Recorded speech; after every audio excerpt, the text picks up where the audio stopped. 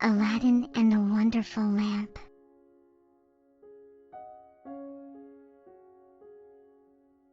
His mother reached down the lamp, but seeing how dirty it was, she thought it would sell better if she cleaned it. But no sooner had she begun to rub it than a hideous genie appeared before her, and said in a voice like thunder,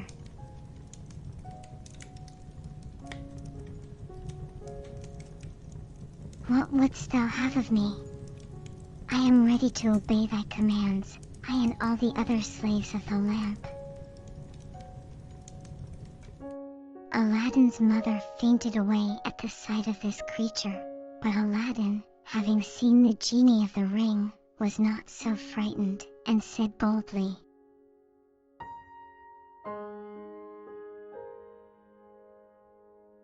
"I am hungry, bring me something to eat." The genie disappeared, but returned in an instant with 12 silver dishes, filled with different kinds of savory meats, 6 large white loaves, 2 bottles of wine, and 2 silver drinking cups.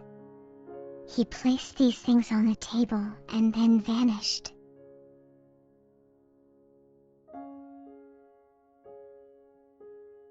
Aladdin fetched water, and sprinkling some on his mother's face soon brought her back to life again. When she opened her eyes and saw all the good things the genie had provided, she was overcome with astonishment.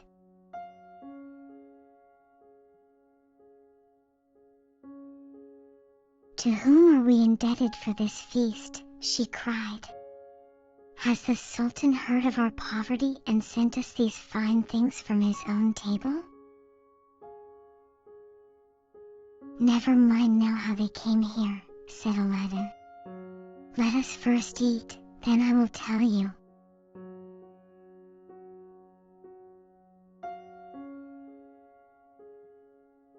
Mother and son made a hearty meal, and then Aladdin told his mother that it was the genie of the lamp who had brought them the food.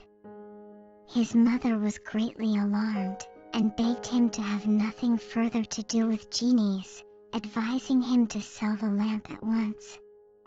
But Aladdin would not part with such a wonderful possession, and resolved to keep both the ring and the lamp safely, in case he should ever need them again. He showed his mother the fruits which he had gathered in the garden, and his mother admired their bright colors and dazzling radiance, though she had no idea of their real value.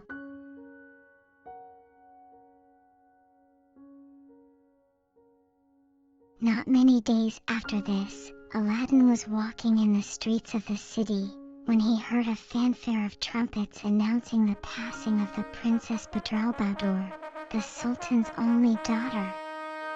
Aladdin stopped to see her go by, and was so struck by her great beauty that he fell in love with her on the spot and made up his mind to win her for his bride.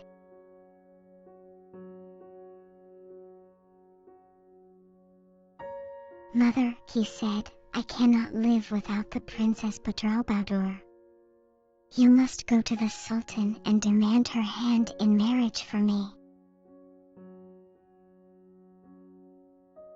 Aladdin's mother burst out laughing at the idea of her son wishing to be the son-in-law of the Sultan, and told him to put such thoughts out of his head at once.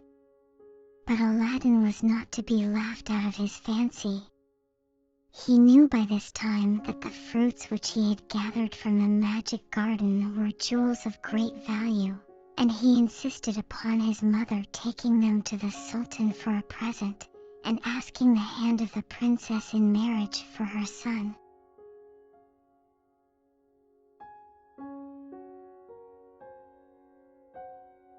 The poor woman was terribly frightened, fearing lest the Sultan should punish her for her impudence, but Aladdin would hear of no excuses, and at last she set forth in fear and trembling, bearing the jewels on a china dish covered with a napkin.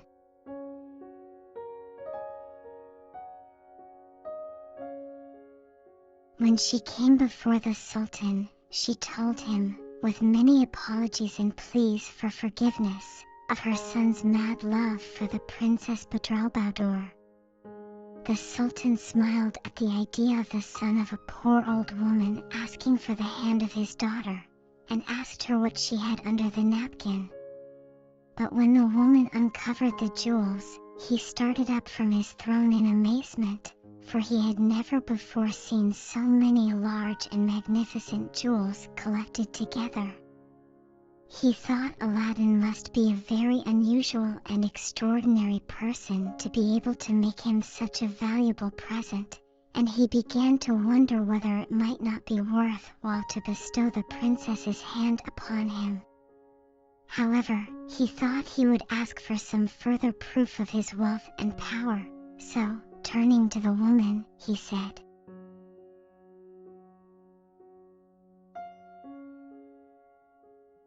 "Good mother, tell your son he shall have the Princess Badrulbadur for his wife as soon as he sends me 40 basins of gold, filled with jewels as valuable as these, and borne by 40 black and 40 white slaves. Hasten now and carry him my message. I will await your return."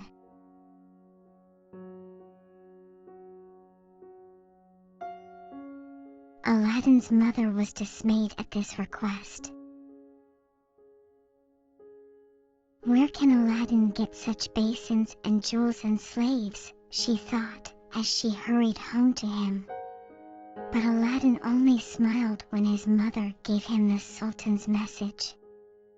He rubbed the lamp, and at once the genie stood before him, asking him what was his pleasure.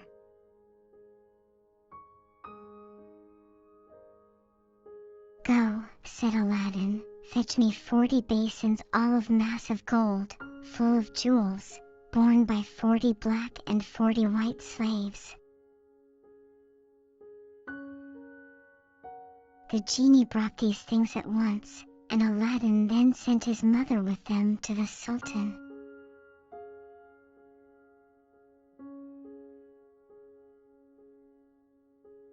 The Sultan was amazed at this wonderful show of wealth and at the quickness with which it had been brought, and he sent for Aladdin to come to the court. Aladdin first summoned the genie to bring him fine clothes and a splendid horse, and a retinue fit for the future son-in-law of the Sultan, and then, with a train of slaves bearing magnificent presents for the princess, he set out for the palace.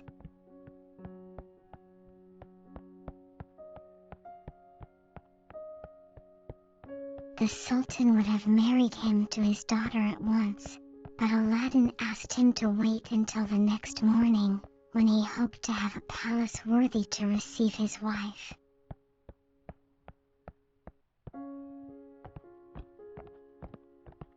Once again he summoned the genie to his aid, and commanded him to build a palace that in beauty and magnificence should surpass any that had ever been built on the earth before. The next morning when the Sultan awoke and looked out of his window, he saw, opposite to his own, the most wonderful palace he had ever seen. The walls were built of gold and silver, and encrusted with diamonds, rubies, and emeralds, and other rare and precious stones. The stables were filled with the finest horses, beautiful gardens surrounded the building, and everywhere were hundreds of slaves and servants to wait on the princess.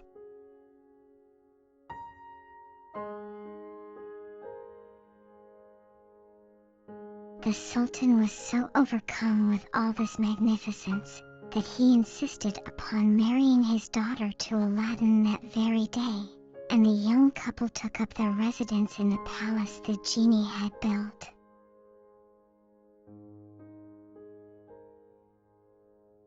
For a time they lived very happily, but the magician, who had gone to Africa after he had left Aladdin to perish in the cavern, at length happened to hear of Aladdin's fame and riches, and guessing at once the source of all this wealth, he returned once more to China, determined to gain possession of the magic lamp.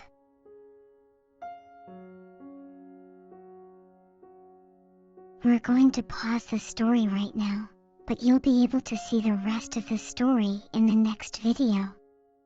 Thanks for joining me on this adventure. Bye-bye.